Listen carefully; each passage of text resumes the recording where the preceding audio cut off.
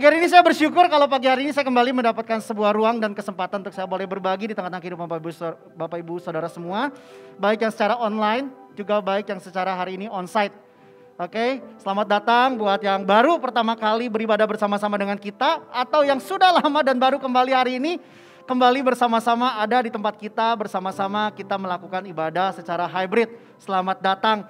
Tentunya saudara, yang selalu menjadi doa dan harapan saya bukanlah seberapa tajam atau seberapa powerful message yang saya bisa deliver kepada Bapak Ibu Saudara semua. Tapi doa saya adalah Roh Kudus mewahyukan kebenaran ini di dalam hati saudara. Saya hanyalah perantara, saya terbatas. Tetapi biarlah Roh Kudus yang membangkitkan sebuah kesadaran dan keinsafan dalam hati saudara. Amin. Amin. Thank you loh Ciyun. Yang lain turun, Ciyun masih ada di sini ya. Oke. Waktu Kak Uci minta, Vin kamu kembali jadwal tanggal 31 Oktober. Jadi sekarang setiap sebulan sekali dapat jadwal. Oke, saya sungguh-sungguh berdoa. Tuhan, apa yang Tuhan mau saya bagikan di tengah-tengah jemaat Tuhan. Saya berdoa dan saya mencoba mendiamkan diri saya. Dan saya coba dengar apa yang Tuhan mau ngomong. Dan tadi saya cukup kaget ketika Kego ada sedikit mengatakan di dalam 7 minutes. Mengatakan tentang pengujian. Mengujikan tentang quality. Betul ya, Kego tadi seperti itu ya. Saya cukup kaget dan saya mulai merasa, wah betul, saya semakin confident bahwa hal yang sebentar saya akan sampaikan di tengah-tengah kehidupan kita semua, saya percaya adalah apa yang jadi kehendak dan hati Tuhan. Mungkin ada kemiripan dengan beberapa minggu yang lalu. Tapi waktu saya mencoba merenungkan ini dalam hati saya teringat almarhum penatua tercinta kita, Koan. Dia katakan salah satu gereja besar di Korea. Dia bilang Profesor Dr. Yonggi Cho punya gereja itu ya. Dia bilang bahwa setiap minggu firmannya sebenarnya nggak gimana-gimana, biasa aja begitu. Diulangi terus-terusan. Tetapi ketika jemaat melakukannya, kita seperti tahu bagaimana jemaat Tuhan di Korea sana berkembang dengan begitu luar biasa. Oke? Saudara siap dengar terima firman Tuhan? Oke, saudara, beberapa minggu yang lalu saya dan istri dan anak-anak berkesempatan untuk kami punya hobi baru, yaitu camping, saudara. Di sini ada yang hobi camping? Oke, sebuah hobi yang diperkenalkan oleh kakak ipar saya. Saya nggak tahu kakak ipar saya hari ini ada nggak nonton online atau enggak ya. Tapi kalau ada, saya cuma bilang thank you loh kok udah memperkenalkan sebuah hobi baru, camping. Sepertinya terdengar biasa camping itu ya. Cuman saya masih ingat bahwa camping terakhir saya itu dulu waktu saya masih SMP di Ranca Upas. Dan 30 ya, berarti 20 tahun kemudian saya akhirnya diizinkan untuk Tuhan untuk coba camping baru sama istri sama anak nih. Saya mencoba belajar mendirikan tenda. Saya mencoba sama istri berdua bersama gitu ngedirin tenda buat anak-anak kita tidur bareng gitu di sana ya. Setelah beres, kita masak, dirikan fly seat. Setelah itu kita mesti beresin lagi semuanya sampai selesai lagi. Sebuah pengalaman yang baru. Nah, di camping kami yang terakhir, mungkin saudara ada yang terkontak dengan saya di Instagram. Saudara mungkin perhatikan bahwa beberapa minggu yang lalu saya camping tepat di bawah kaki Gunung Tangkuban Perahu. Jadi kalau saudara orang Bandung, saya nggak tahu nih yang online ada yang orang Bandung atau orang luar kota. Tapi kalau saudara orang Bandung, maka saudara akan tahu ada yang daerah tepat di bawah kaki Gunung Tangkuban Perahu itu daerahnya namanya Cikole. Nah di Cikole ada sebuah daerah tempat piknik dan tempat camping bernama Jungle Mill. Sebuah daerah yang cukup terpelosok ke dalam. Jadi kalau saudara mau ke Jungle Mill, saya buka lah ya, sorry ya. Oke, lebih jelas ya. Oke, nah kalau saudara pergi ke Jungle Mill, saudara perlu masuk dari akses Orchid Forest. Itu ada di Cikole, masuk sampai ke ujung. Nanti saudara akan temukan sebuah tempat bernama Jungle Mill dan kami camping di sana. Kami camping, daerahnya cukup unik karena nggak ada signal, saudara. Biasanya kalau camping ya di bawah-bawah masih ada signal ya. Di sini nggak ada signal sama sekali. Oke, dan udaranya cukup dingin. Dan apa yang membuat camping ini pada akhirnya menjadi menarik? Adalah malam di mana ketika kami camping, hujan turun dengan begitu lebatnya. Begitu derasnya. Kami 8 keluarga udah diriin, udah settle, udah semuanya udah oke. Tiba-tiba mulai tik, kita udah mulai pikir, jangan hujan. Dan akhirnya tetap hujan turun dengan begitu lebat, begitu luar biasa. Hujan, gede banget. Akhirnya seluruh yang kita udah settle di depan, kita perlu tarik ke bawah kita mulai perlu masukin sedikit ke dalam. Air banyak sekali. Akhirnya saya bilang istri sama anak masuk ke dalam tenda karena di dalam tenda kering dan hangat. Hujan tidak semakin kecil, hujan cukup lama, cukup panjang. Akhirnya saya perlu pakai jas hujan saya dan saya keluar daripada tenda dan akhirnya saya coba melipat terpal di mana kali sebelum tenda didirikan ada terpal saudara. Akhirnya saya coba lipat terpal yang ada supaya air nggak masuk lebih banyak. Dan saya mulai melihat semua mengambil skop kecil. Ada sebuah skop kecil yang harus kita bawa kalau camping. Buat apa? Buat bikin saluran got. Bikin got, waduh ini baru pertama kali. Wah kita bikin got barang-barang gitu ya supaya apa? Supaya air tidak menggenangi pasak-pasak tenda. Karena apa? Kalau airnya tanahnya menjadi apa itu namanya gembyur ya. Maka pasak itu akan terlepas dan membuat tenda melorot. Wah saya coba. Saya waktu itu ngakuin kieu teuing gitu ya. Gini amat camping ya. Tapi sebuah pengalaman yang baru dan akhirnya hujan selesai juga. Dan akhirnya ketika kami makan malam salah satu activity ketika camping adalah barbecue saudara. Paling senang kita Korean barbecue gitu ya. Nah kita lagi barbecue kita ngobrol. Nah salah satu sahabat dari 8 keluarga itu ngomong dengan bahasa Sunda. Bari ketawa-ketawa gitu ya. Wah ayeuna orang lulus oge camping maan. Campingyaan artinya camping betulan gitu ya. Selama yang kemarin campingnya bukan betulan karena belum hujan. Jadi kami camping, hujan dan kami survive gitu kira-kira tendanya nggak roboh semuanya oke. Akhirnya kami bikin makan malam dan kami ngobrol. Dan dia bilang wah lulus juga ya. Lalu sepulang dari camping saya berkesempatan untuk pergi ke Jakarta dan saya mampir ke toko peralatan camping saudara. Dan saya mampir ke sebuah rak camping yang menjual alat-alat lampu camping. Karena kalau camping itu gelap kita perlu punya lampu. Perlu punya lampu untuk menerangi malam di mana kita camping. Dan saya mampir ke sebuah toko peralatan camping dan saya lihat di rak situ ada lampu-lampu dan saya ambil satu yang saya cukup tertarik dengan modelnya. Dan yang menarik adalah saya melihat ada stiker yang saya percaya seringkali di antara kita pun sering menjumpai stiker ini. Yaitu stiker apa? Stiker bertuliskan Quality Control Pass. Pernah lihat stiker seperti itu? Betul ya? Dan seketika itu kata-kata dari seorang sahabat yang bilang, wah lulus juga ya. Seketika itu flashback kembali ke pemikiran saya dan perjalanan pulang nyetir dari Jakarta ke Bandung. Saya merenungkan banyak hal yang hari ini saya rindu saya deliver kepada saudara. Oleh karena judul khotbah saya pagi hari ini adalah Quality Control Pass. Segala sesuatu tidak bisa dikatakan lulus uji. Segala sesuatu tidak bisa dikatakan lulus kalau segala sesuatu itu belum yang mengalami yang namanya ujian. Betul gak sih? Khususnya kita di Indonesia, di sistem pendidikan kita di Indonesia. Seseorang tidak bisa dikatakan naik kelas kalau dia tidak melewati fase sebelumnya. Dan ada sebuah ujian, memang sebuah sistem yang memang sudah dibentuk. Orang harus lewati sini dulu baru dia bisa menginjakan kaki di level berikutnya. Setuju saudara? Nah saya percaya sebuah manufacturer yang baik tentunya tidak akan dengan begitu saja memberikan stiker quality control pass kepada sebuah produk yang tidak lulus daripada quality control check. Betul saudara?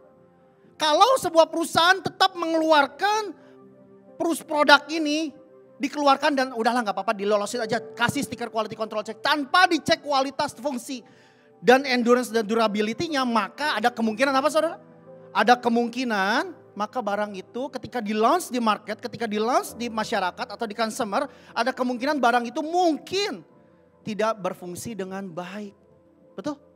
Dan ada kemungkinan kalau tidak bisa berfungsi dengan baik, maka konsumen atau consumer akan menjadi kecewa. Saya beli barang ini buat menerangi malam lampu, kenapa enggak nyala? Katanya 8 jam, kenapa nyalanya cuma setengah jam? Dan ada kemungkinan akhirnya penilaian seseorang terhadap barang tersebut akan menjadi buruk. Penilaian seseorang terhadap brand tersebut akan menjadi buruk, betul? Oleh karena itu penting sekali untuk sebuah barang, sebuah manufacturer ada memerlukan sebuah sistem pengecekan quality control sebelum barang atau produk ini di launch kepada market. Waktu saya renungkan hal ini, bukankah sama di dalam kehidupan kita? Saya melihat Tuhan pun bergerak dengan cara yang sama saudara. Berapa banyak saudara di sini yang rindu hidup saudara menjadi berkat? Ambaikan tangan saudara. Yang online juga boleh.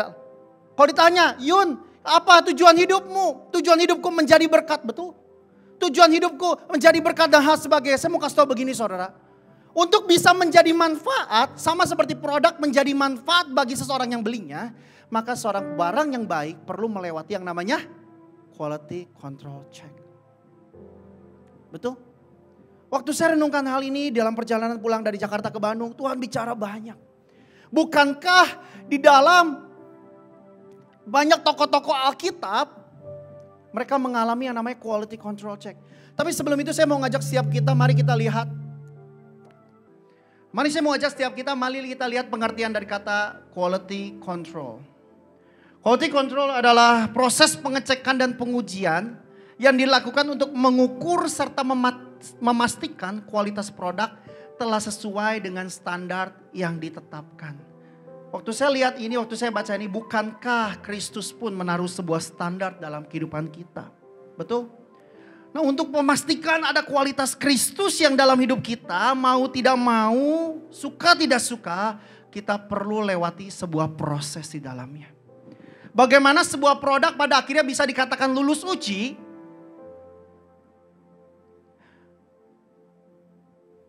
Kalau barang itu atau produk itu mentoleransi begitu banyak proses yang terjadi di dalam proses penciptaan barang itu. Let's say katakan seperti misalkan ada sebuah contoh. Saya seorang manufacturer jaket saudara, hoodie. Oke.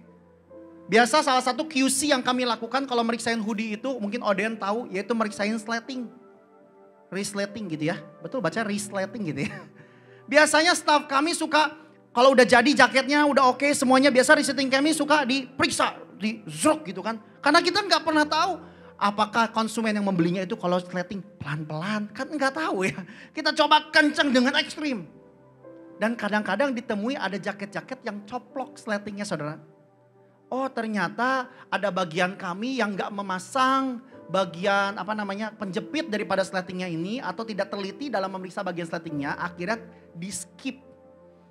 Akhirnya jaket ini lolos tanpa pemeriksaan di area situnya tuh. Akhirnya apa yang terjadi? Maka jaket ini gak bisa berfungsi dengan baik. Kalau jaket ini tetap diluncurkan kepada masyarakat, maka ada kemungkinan, oh brand ini jelek. Betul? Oleh karena itu, si jaket harus memberikan dirinya untuk dirinya mengikuti semua proses pembuatannya dengan baik. Nggak bisa tidak. Nah pertanyaannya kalau terjadi ada waktu dicek, quality check, coplok gimana? Saya berharap saudara ngerti kata coplok ya. Lepas gitu ya. Sunda orang Sunda ya. Akhirnya jaket ini perlu kembali ke proses sebelumnya. Jaket ini perlu diulangi prosesnya. Betul saudara? Bukankah dengan kehidupan kita Tuhan seringkali bergerak dengan cara yang sama? Saudara dan saya percaya adalah man of quality. Di dalam saudara dan saya ada emas yang tersimpan. Saudara dan saya adalah harga pribadi yang mahal. Tetapi sebelum kita bisa dikatakan mahal, sebelum kita bisa dikatakan berkualitas, sebelum kita bisa dikatakan ada sesuatu yang indah dalam hidup kita, kita perlu lewati yang namanya ujian. Kita perlu lewati yang namanya proses. Nah untuk seseorang bisa lulus ujian, seseorang ini perlu embrace, perlu lanjut tenggelam di dalam prosesnya. Sampai saya berujung kepada sebuah pemahaman begini saudara. Before we get the public promotion, sebelum sebuah produk diluncurkan kepada market, maka sebuah produk harus mengalami yang namanya private preparation. Private preparation precedes public promotion. Boleh tampilkan slide-nya Kego. Private preparation precedes public promotion. Private preparation, persiapan secara tersembunyi. Siapa yang tahu ada jaket mahal di toko. Emang lihat proses pembuatannya? Kan enggak, kita tahunya barang itu sudah tergantung. Wih cakep keren nih. Wih harga oke lah, beli. Enggak ada yang lihat bagaimana barang ini mungkin keluar bulak-balik dari departemen demi departemen. Persiapan secara tersembunyi perlulah mendahului sebelum barang ini mendapatkan public promotion. Dalam kisah-kisah di Alkitab saudara, sebelum seseorang dipercayakan tanggung jawab yang besar, sebuah role yang besar, sebuah peranan yang besar, percayalah Alkitab mencatat. Setiap tokoh-tokoh ini mengalami yang namanya bagian proses. Kita tahu seorang Daud, kita kenal Daud sebagai seorang apa? Raja. Kita tahu Yusuf, wah kita kenal dia sebagai seorang penguasa, orang kepercayaan di Mesir. Betul? Orang kepercayaan Firaun. Kita tahu Moses. Oh dia yang mengeluarkan bangsa Israel keluar dari tanah Mesir. Oh kita tahu Paulus. Oh Paulus seorang rasul besar yang menulis 13 buku dan hampir separuh bumi. Oleh karena pengaruhnya. Tapi kalau ke saudara. Daud butuh 15 tahun untuk bisa menjadi raja. Dia diurapi Samuel, apakah serta-merta langsung dia menjadi seorang raja? No, dia perlu ngalamin namanya processing. Seorang Yusuf, dia sama perlu belasan tahun. Saya nggak tahu ini akurat atau enggak. Perlu 13 tahun untuk menjadi. Dia perlu ngalamin yang namanya sumur. Dia perlu ngalamin namanya istri Potifar. Rumah istri Potifar gitu ya. Dihianat, difitnah gitu ya. Dia perlu ngalamin namanya penjara sampai pada he step in palace. Moses, kita tahu butuh 80 tahun sebelum tugas besar dipercayakan. Nah bagaimana dengan Paulus? Yang kita tahu Paulus orang yang hebat. Orang yang tahan uji, betul. Paulus sepertinya seluruh kesusahan di Alkitab zaman Rasul, kayaknya Paulus paling hebat. Banyak hamba Tuhan ceritakan, Paulus tenggelam, karam kapalnya, dipatuk ular, dan hal sebagainya. Tapi gak banyak hamba Tuhan menceritakan bahwa ada pernah dalam hidup Paulus pergi ke tanah Arabia. Gak banyak hamba Tuhan ceritakan season ini, karena season ini tidak ideal. Masalah persiapan itu seringkali tidak ideal. Kita maunya sesuatu udah baik, udah hebat, udah bagus, udah keren. Tanpa mau melihat masa lalunya. Ada masa Paulus mengalami masa dia perlu ada di tanah Arab. Kitab Rasul tidak mencatat, tetapi di kitab Galatia mencatat. Boleh tolong ditampilkan Kego, kitab Galatia.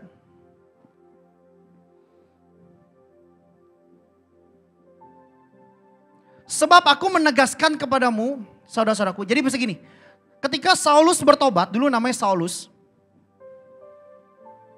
Dalam perjalanan dia ke Damsik, dia mengalami Tuhan, dia rebah, dia buta matanya. Lalu 3 hari kemudian Ananias menyembuhkan Paulus. Paulus tidak langsung memulai pelayanannya, saudara. Kitab Galatia mencatat begini. Sebelum ayat 17. Sebab aku menegaskan kepadamu saudara-saudaraku bahwa Injil yang kuberitakan kepadamu bukanlah Injil manusia. Karena aku bukan menerimanya dari manusia dan bukan manusia yang mengajarkannya kepadaku. Tetapi aku menerimanya oleh pernyataan Yesus Kristus. Sebab kamu telah mendengar tentang hidupku dahulu dalam agama Yahudi. Tanpa batas aku menganiaya jemaat Allah dan berusaha membinasakannya. Dan di dalam agama Yahudi aku jauh lebih maju dari banyak teman yang sebaya dengan aku di antara bangsaku. Sebagai orang yang sangat rajin memelihara adat istiadat nenek moyangku. Tetapi waktu Ia yang telah memilih aku sejak kandungan ibuku dan memanggil aku oleh kasih karunia-Nya, berkenan menyatakan anaknya di dalam aku supaya aku memberitakan dia di antara bangsa-bangsa bukan Yahudi. Pengaruhnya besar sekali ya. Maka sesaat pun, menarik ada kata sesaat pun, aku tidak meminta pertimbangan kepada manusia. Juga aku tidak pergi ke Yerusalem mendapatkan mereka yang telah menjadi rasul sebelum aku. Tetapi aku berangkat ke tanah Arab dan dari situ kembali lagi ke Damsik. 3 tahun Paulus ada di tanah Arab. Gak banyak hamba Tuhan ceritakan season kehidupan Paulus di tanah Arab. Karena apa? Karena Alkitab tidak mencatat banyak. Tetapi satu hal yang waktu saya renungkan hal ini, apa yang Paulus lakukan di tanah Arab? Yaitu ayat ke-16. Maka sesaat pun aku tidak meminta pertimbangan kepada manusia. Aku tidak meminta pertimbangan kepada darah dan daging. Seluruh rasul-rasul sebelum Paulus, mereka menikmati Tuhan secara face to face, betul? Tapi Paulus tidak menikmati Tuhan secara physically. Lalu Paulus begini, waktu dia bertobat, Paulus ngalamin namanya persiapan. Dia 3 tahun, dia pergi ke tanah Arab. Dia berguru pada Tuhan sendiri. Dia tidak meminta pertimbangan manusia. Seringkali kita, waktu kita bertobat atau kita lagi sungguh-sungguh, langsung kita punya mindset begini. Saya perlu ke siapa saya berguru ya. Saya perlu cari siapa bapak rohani ya. Saya perlu masuk siapa. Saya perlu lihat YouTube mana ya. Saya perlu pelajari hal apa lagi ya. Which is bagus, itu semua bagus. Tetapi untuk kita bisa menjadi good to great. Di dalam buku bisnis Jim Collins ya. Dalam korelasi ini, konteks ini. Paulus tidak meminta pertimbangan manusia. Dia lagi memberikan teladan bahwa pentingnya persiapan kita encounter bersama dengan Tuhan. Dan yang saya tahu yang namanya proses enggak enak. Yang namanya proses enggak keren. Yang namanya proses enggak ideal. Kalau saudara dengar duk ini di bawah ini sedang dibangun gym. Coba saudara masuk ke dalam. Everything it's messy in the beginning. Segala sesuatunya seringkali berantakan di awal. It's okay. Itu yang disebut dengan preparation. Tapi pertanyaannya, apakah kita? Bagaimana dengan kita? Apakah kita mau menjadi pribadi yang dipersiapkan oleh Tuhan dengan demikian rupa. Dibentuk oleh Tuhan, diproses oleh Tuhan. Sampai suatu hari ada kepercayaan besar yang Tuhan berikan dalam hidup kita. Atau kita gak mau, kita langsung saja pengennya skip. Tuhan, kalau hari ini, sampai hari ini kok aku belum dipercaya hal-hal besar. Kenapa kok hidupku masih begini-begini saja? Saya mau kasih tau begini. Maybe we are anointing for something, but we are not appointed yet. Mungkin kita diurapi untuk sesuatu.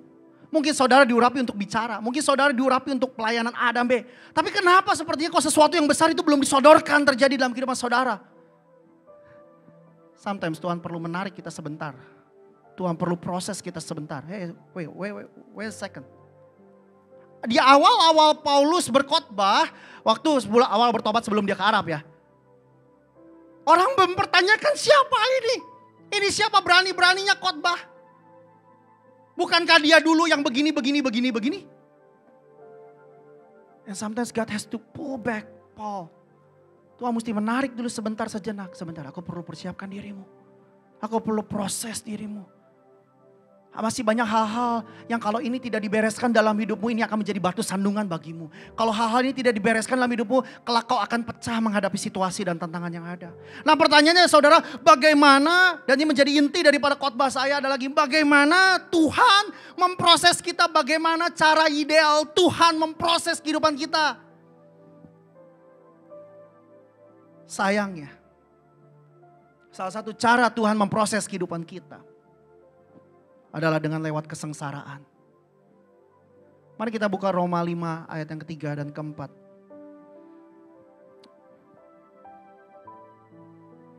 Nanti kita akan kembali ke ayat 1-2, tapi setelah ini kita 5-3-4 ya. Dan bukan hanya itu saja, ini Paulus yang menulis. Kita malah bermegah juga di dalam kesengsaraan kita.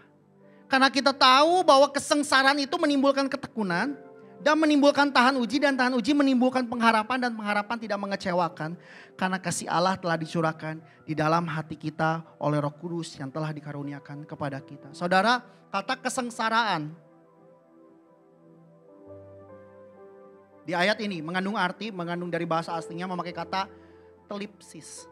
Telipsis. Yang berarti penekanan seperti terhadap anggur, pemerasan, atau penjepitan jadi penghancuran. Dalam bukan itu saja kita malah bermegah juga dalam pemerasan, penghancuran, peremukan, penekanan, distress, trouble, challenging. Karena kita tahu bahwa kesengsaraan itu menimbulkan ketekunan. Untuk mengeluarkan kualitas dalam hidup kita, untuk mengeluarkan kualitas dalam hidup kita yang pada akhirnya kualitas kita membuat kita tahan uji. Perlu ada sebuah spirit yang namanya ketekunan. Perseverance. Tetapi perseverance tidak akan pernah terlihat timbul keluar kalau tidak ada yang namanya kesengsaraan. Saya nggak lagi bilang kesengsaraan dalam artian hidup susah, kayaknya kagak punya duit, susah banget, kere banget. Enggak. Tapi perlu yang namanya penekanan, peremukan, penghancuran. Tadi saya bawa sedikit lemon. Boleh tolong bawa sini. Saya tanya istri saya punya anggur enggak? Enggak punya, adanya lemon. Ya wis lemonnya lah.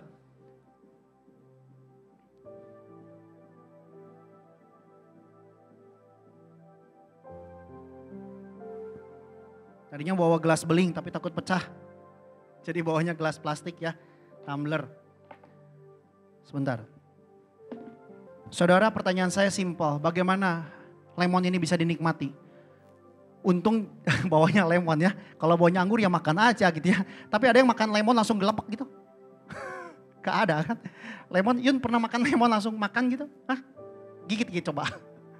Untuk lemon ini pada akhirnya bisa dinikmati dan menjadi manfaat dan menjadi berkat. Lemon ini perlu ngalamin apa nama saudara? That's right, Cileni. Potong. Bukan sulap ya, tenang.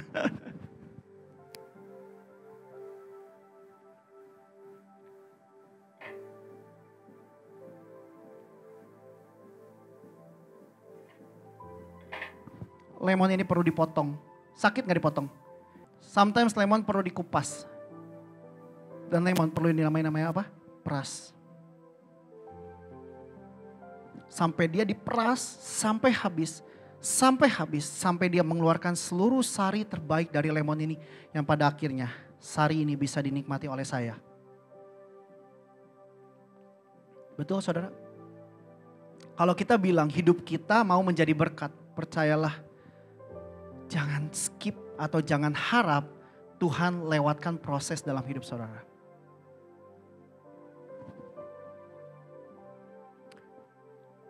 Jeruk lemon dan lemon mahal mana? Salah ngomong. Jus lemon dan lemon mahal mana? Mahal jus lemon. Karena perlu mengalami namanya proses. Segala sesuatu yang melewati proses harganya nilainya akan menjadi lebih mahal. Dan tahukah saudara, untuk kita bisa melewati kesengsaraan ini, kita perlu sadar di ayat yang keduanya. Kego boleh tolong tampilkan Roma ini tapi yang ayat ke-1 dan keduanya. Jadi oleh karena iman kita percaya kepada Tuhan, kita beroleh iman kepada Kristus dan Tuhan berikan kasih karunia-Nya. Dan kasih karunia ini yang memampukan kita menjalani kesengsaraan, penekanan, trouble yang punya tujuan. Tujuannya apa? Tujuannya adalah untuk menimbulkan ketekunan. Oke, ketekunan untuk apa? Untuk terus berjalan di dalam prosesnya sampai waktu kita lihat dan akhirnya kita ada dalam sebuah ujian kehidupan, kita punya proven karakter ya. Nilai-nilai yang baik, sikap-sikap yang baik, hal-hal yang baik dalam hidup kita tidak mungkin keluar dengan begitu saja kalau segala sesuatunya nyaman. Sudah begitu banyak cerita tentang itu, tapi kita perlu diingatkan berkali-kali. Kita tahu, cerita bisnismen ini hebat sekali, keren sekali. Hei, jangan lihat sekarangnya, lihat dulu, tanya dulu masa lalunya gimana, ceritanya seperti apa. Kalau kita lihat ada orang, wah hebat ya Vin ya, lu sekarang udah dipercaya banyak hal di UCC. Apakah saya datang ke UCC langsung tiba-tiba dipercaya banyak hal? No saudara, saya perlu yang ngalami namanya pain. Saya perlu yang ngalami namanya kecewa. Saya perlu yang namanya luka. Saya perlu diizinkan sepertinya saya memilih respon yang buruk dalam hidup. Saya pernah ngalamin masa-masa gak enak dalam hidup. Mungkin ada saudara yang tahu cerita saya, Oden mungkin tahu percis. Ini saya sama Oden saudara, saya pernah bertengkar saudara. Ya Den, ya di GB Setiabudi ya Den. Tapi kalau saya pahit, Oden pahit, saudara Oden dan saya tidak ditemukan kualitas seperti hari ini Oden. Saya pernah berseteru dengan Koci bukan sekali saudara, berkali-kali. Dan sampai di poin klimaksnya, saya mau mundur bukan dari UCC, bukan dari Koci, saya mau mundur dari Tuhan. Why? It's painful. It's painful. Siapa yang bilang dibilang proses enak? Nah tapi kita perlu percaya begini, bahwa sama seperti produk diuji, maka manufacturer yang normal gitu, yang baik, maka barang ini tidak akan diuji melebihi kapasitasnya dong. Kalau diuji udah pasti lebih kapasitasnya pasti pecah. Tidak akan diuji. Oleh karena itu firman Tuhan katakan,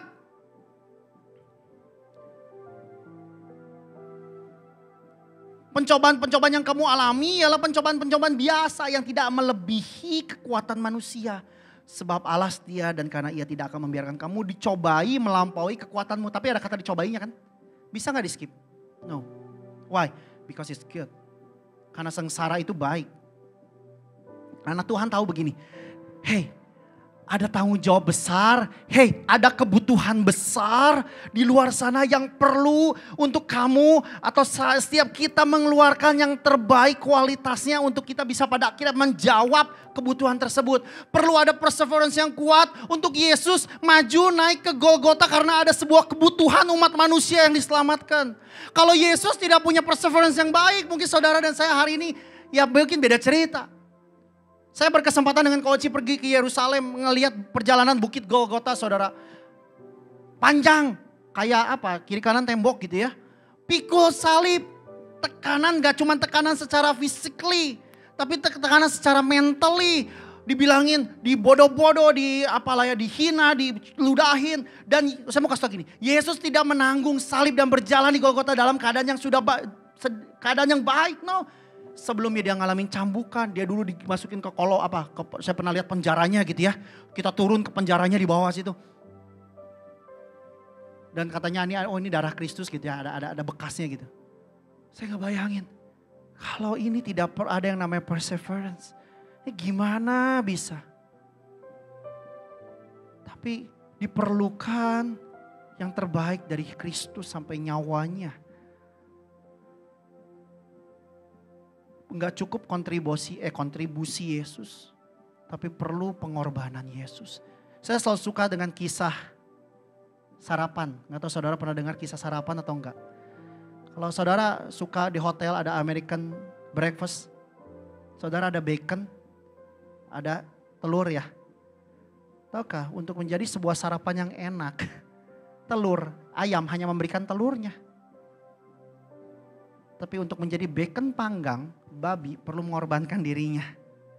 Gak cukup kontribusi, tapi perlu ada pengorbanan. Dan itu gak enak saudara.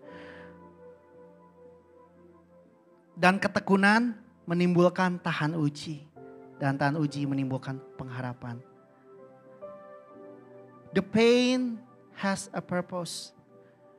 God doesn't put us through sufferings without a goal. Sama seperti kenapa waktu saya bikin slide ini, saya punya 3 anak, saudara. Dan saya lihat waktu istri saya mengandung anak saya yang ketiga, semakin lama perutnya semakin besar ya. Saya nggak tahu kenapa begitu ya. Semakin besar lalu semakin tipis gitu ya. Aduh takut pecah gitu ya. Benar takut pecah. Dan kalau dilihat dari pinggir, itu makin melengkung gitu tuh. Kenapa ya seorang ibu mau sakit ya? Rasul Paulus bilang begini, aku menghadapi kamu anak-anak rohani itu sama seperti ibu mau melahirkan sakit bersalin. Kenapa mau? Kenapa mau? Karena the pain has a purpose. Kalau hari ini saudara ngalami pain, pastikan pain saudara punya purpose. Pastikan pain saudara dibuat menjadi ada sebuah purpose di dalamnya. Maknai bahwa pain saudara punya purpose, itulah yang akan memberi kekuatan kepada saudara. Kalau hari ini saudara ngalami yang namanya pergumulan begitu luar biasa. Mungkin ada ujian dalam ujian hubungan. Mungkin ada ujian dalam ujian pelayanan. Mungkin ada ujian dalam ujian suami istri. Mungkin ada ujian dalam ujian keuangan, financial, bisnis, keluarga. Name it, apapun itu. Bertekunlah. Jangan tinggalkan Tuhan. Tetap berjalan, bersekutu dalam komunitas. Kalau saudara mungkin ada yang luka, ada yang kecewa, ada yang sakit hati. Saudara marah. Itu sama seperti saya yang dulu. Ada 2 pilihan. Rebel atau saya akan tetap obey. It's painful. Siapa yang bilang gak painful di disiplin? 6 bulan saya cuma boleh ke UCC. Saya dikeluarkan dari semua grup dan gak boleh dimasukin lagi. Dan saya cuma boleh duduk. Gak pelayanan apapun. Dan tidak boleh absen setiap hari Minggu. Saya dididik. Painful. Painful.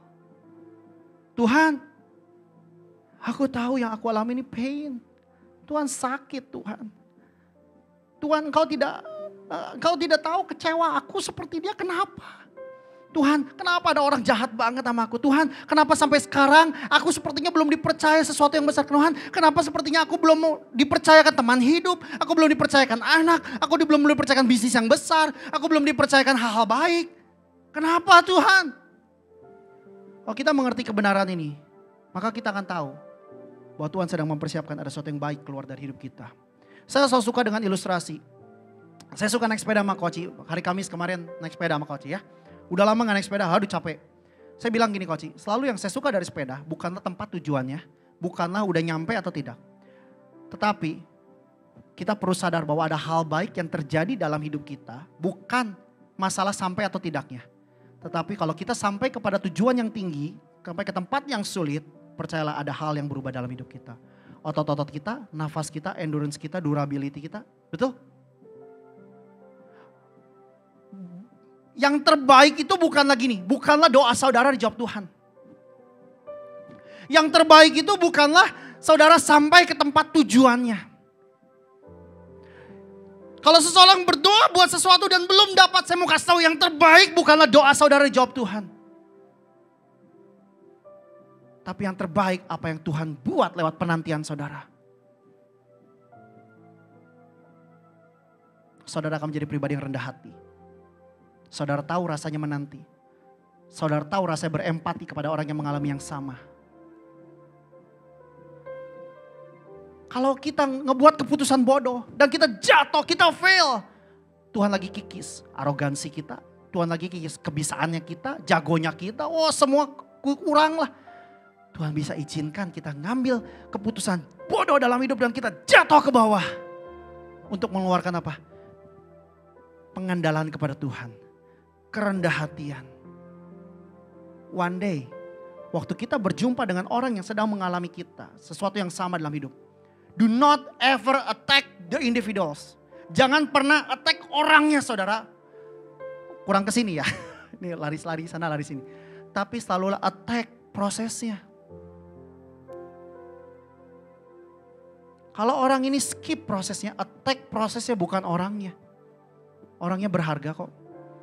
Tapi kalau dia skip prosesnya, maka yang kita perlu ingatkan sebagai saudara iman, yuk kembali ke prosesnya yuk. I know it's painful. Saya pernah mengalaminya. Maka hidup kita seperti lemon yang diperas dan memberi kehidupan bagi orang lain, betul? Berapa banyak saudara pernah menangis di dalam kehidupan ini? It's okay, gak perlu lambaikan tangan. Saudara jawab sendiri. But you know what? Let our tears one day menjadi mata air bagi orang lain.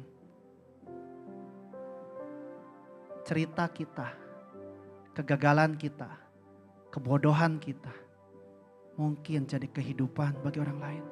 Saya selalu suka dengan sebuah buku yang menulis Leadership with a Limp. Memimpin dengan sebuah kecacatan. Pemimpin tidaklah sempurna saudara. Tapi pemimpin yang berani mengakui bahwa saya pernah jatuh. Saya fail. Saya pernah ngambil keputusan bodoh. Pemimpin dengan penuh kejujuran. Cerita-cerita yang gak ideal. Cerita-cerita yang gak bagus. Cerita-cerita yang seperti terkesannya remeh. Itulah yang menghidupkan banyak kehidupan. Bukankah saudara dan saya adalah one day orang-orang yang mau menjadi berkat? Kita bicara buah-buah roh. Buah roh itu ujungnya buat siapa sih? Apa buat kita? No. Buat orang di sekeliling kita.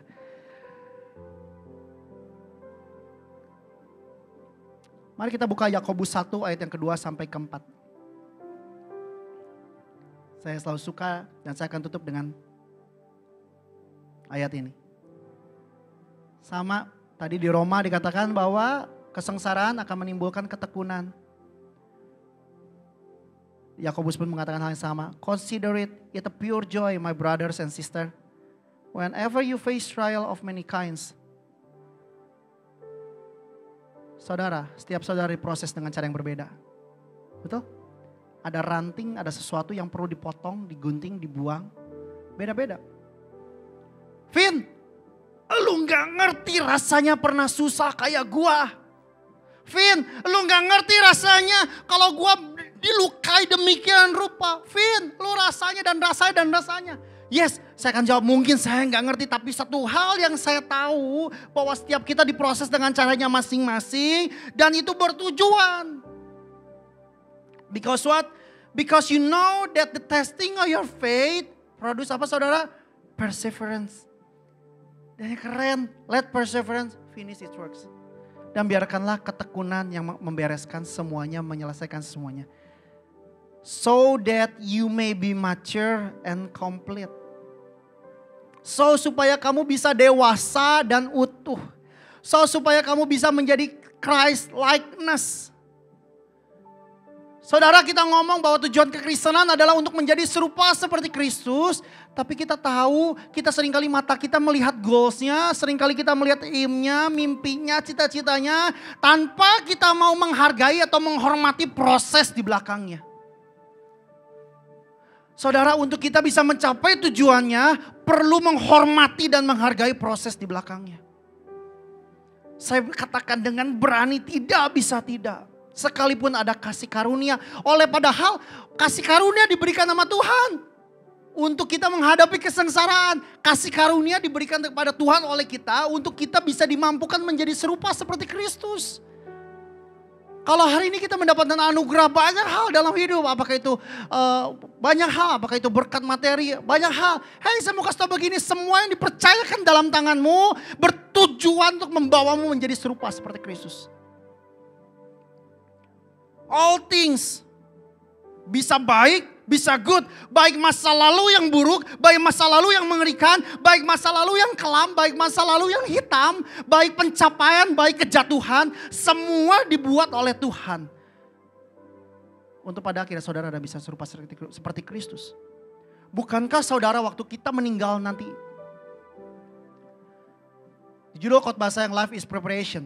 Berapa banyak saudara yakin saudara hidup 100 tahun? 100 tahun aja jarang. Hidup kita limited. Saya mau kasih tahu apa yang saudara bawa pulang. Kekayaan saudara. Anak istri, mau masa ngeri amat. Anak istri bawa pulang mati gitu ya. Kayak raja aja ya. Dibikinin patung gitu ya. Saudara bawa pulang karakter saudara. Jadi kalau hari ini ada seorang yang mungkin menyakiti hidup kita. Seorang yang mungkin mengkhianati hidup kita. Mungkin kita melihat begitu banyak kekecewaan. Mungkin kita melihat ketidaksempurnaan dari seseorang. Apakah itu pemimpin kita, ayah kita, istri kita, anak kita.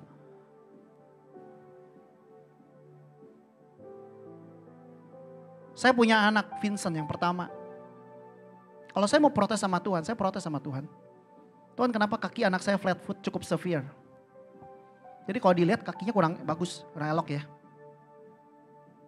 Tapi saya mengerti bahwa Tuhan lagi mau mengeluarkan sesuatu yang baik dalam hidup saya. Saya kemarin konsultasi dengan dokter dan hal sebagainya. Tapi sekarang saya mengerti bahwa ada sesuatu yang baik yang mau dikeluarkan. Yang one day akan menjadi mata air bagi kehidupan banyak orang.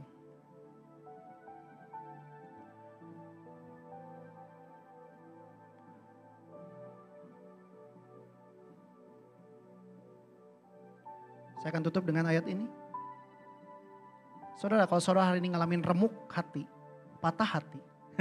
Patah hati bukan karena tinggal pacar ya.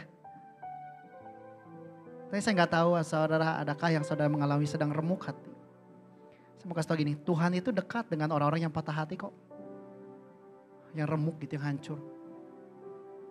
Capek Tuhan, tiap minggu saya mesti datang pagi tanpa ada satupun yang menghargai. Saya pulang gereja, saya tutup pintu. Waktu di blok A47 saya datang, U-Life hari Jumat malam jam 7 malam. Enggak ada yang datang saudara. Saya kunci lagi pintunya. Saya pernah janjian dengan satu calon anak rohani, enggak datang. Apa namanya dikacangin, apa dia PHP atau gimana itu. Saya enggak tahu apa yang saudara sedang alami. Mungkin saudara, kau enggak tahu kok rasanya aku selama ini. Tapi kalau saudara fokus dengan proses yang Tuhan beri, maka saudara tidak akan terjebak dalam comparison.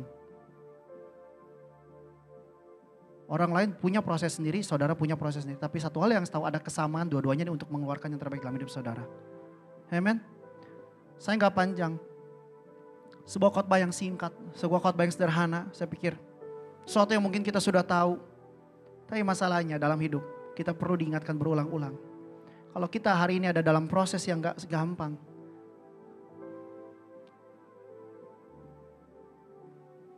Yang keren. Tadi Mazmur 19. Orang yang patah hati itu remuk. Orang yang dekat dengan orang yang patah hati ya. Kayak gue tolong ditampilkan terjemahan The Message-nya.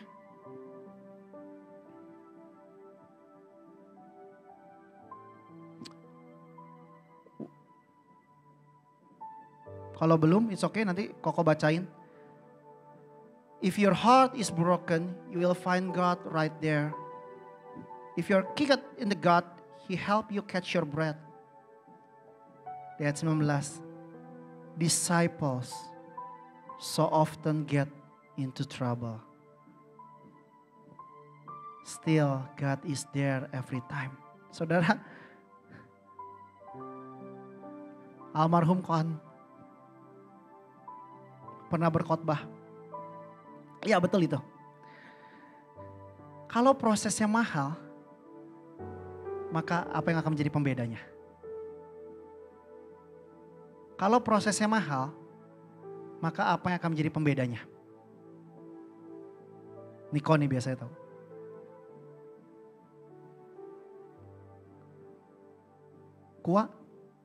Kualitasnya. Kualitas murid itu mahal. Kualitas murid itu gak lari dari proses.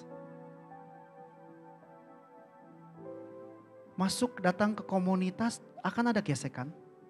Akan saudara lihat ketidaksempurnaan saya. Akan saudara lihat ketidaksempurnaan Kak Oci dan banyak mungkin klub leader saudara. Tapi itu akan mengeluarkan terbaik. Hai club leaders. Apakah memimpin komsel mudah? Kok Charlie tahu percis?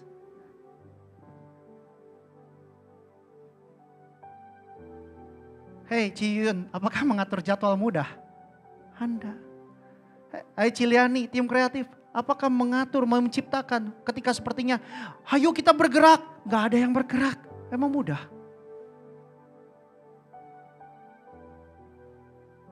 Kan gak mudah ya. Tetapi kalau hari ini saudara dan saya percayalah. Ada yang perubahan yang terjadi dalam kita, kualitasnya kita. Saya kemarin ngobrol sama Oden. Dan saya lihat, oh ini orang beda banget sama Oden yang dulu. Tapi saya tahu prosesnya mahal. Harganya sakit.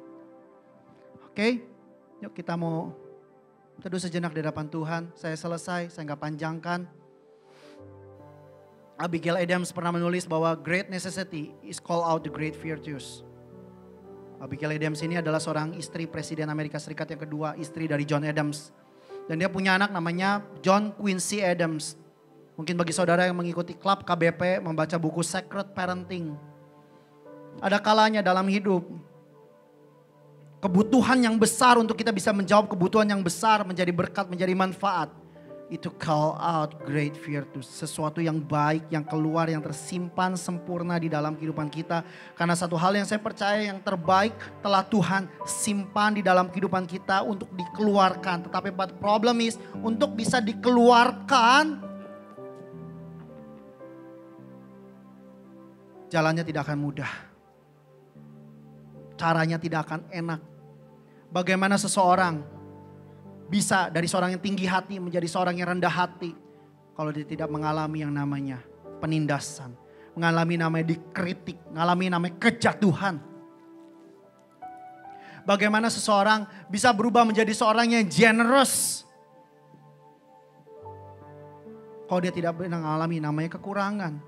Bagaimana seseorang bisa mengalami banyak hal-hal baik dalam hidupnya. Banyak melakukan hal-hal baik dalam hidupnya. Kalau dia tidak mengalami hal-hal buruk dalam hidupnya. Segala sesuatu bekerja sama untuk mendatangkan kebaikan bagi kita. Mari kita teduh sejenak di hadapan Tuhan. It's not about us. It's not about you and me. It's about you. Ini bukan saudara ada di sini di UCC. No. Just be alone with God. Setiap orang mau kualitas hidupnya seperti emas. Bukan hanya setiap orang. Tuhan pun mau kualitas hidup kita seperti emas. Tuhan mau ada greatness yang dikeluarkan dalam kehidupan kita. Dan pada akhirnya ketika orang mencicipi greatness yang terjadi dalam kehidupan kita. Tuhan tahu ada proses, orang tahu ada proses yang Tuhan lakukan dalam kehidupan kita. Ya pertanyaannya, maukah kita bertekun di dalam penderitaannya?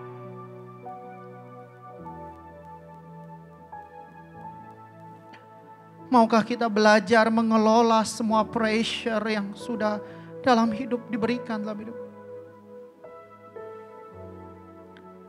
Pressure, tekanan tidak akan pernah bisa dilepaskan dalam kehidupan kita. Karena itu baik. Saya mengalami pressure sebagai ayah. Saya mengalami pressure sebagai suami. Saya mengalami pressure di dalam bisnis. Saya mengalami pressure di dalam komunitas. Saya mengalami pressure, jadwal, hal dan sebagainya.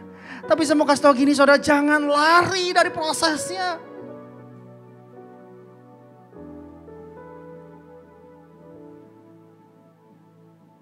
Kalau kita lari dari prosesnya, maka nggak ada proven karakter yang terjadi dalam kehidupan kita. Kalau kita mengerti kebenaran ini, maka kita akan berdiri sama seperti orang jinjit. Berharap, punya pengharapan gini. Waktu ada sesuatu yang buruk terjadi dalam hidup kita, sesuatu yang gak enak, sesuatu yang mungkin kita diproses. Kaki kita seperti jinjit dan kita lihat Tuhan lagi mau buat apa di dalam hidup saya. Tuhan lagi mau lihat apa dalam hidup saya. Hal akan jadi pribadi seperti apa saya nanti. One day. Years ahead mungkin. When we're gonna look back to the back. Sama seperti Yusuf katakan, now I know Tuhan mereka-rekakannya untuk saya bisa memelihara kehidupan bangsa yang besar. Atau mungkin sama seperti Yesus ngomong sama Petrus. Waktu Yesus membasuh kaki Petrus. Petrus bilang, Tuhan ngapain? Lalu Yesus bilang, someday. Mungkin hari ini engkau tidak mengerti, but one day you will understand. One day waktu kita udah sampai selesai dalam prosesnya. Kalau kita lihat ke belakang.